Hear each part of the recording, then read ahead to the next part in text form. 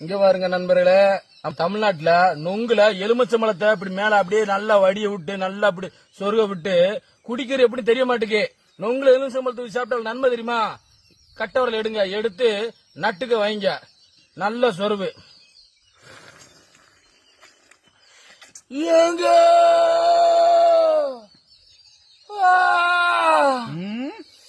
Teacher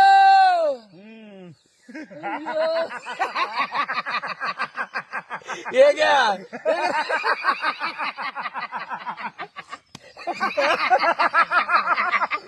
ஐயோ ஏங்க புளிக்குங்க. ஐயோ அப்பா வாயெல்லாம் உதடெல்லாம் ஒரு மாதிரியா இருக்குறா. ஏங்க நொங்கே நாங்கதான் நொங்கு போதும்டா.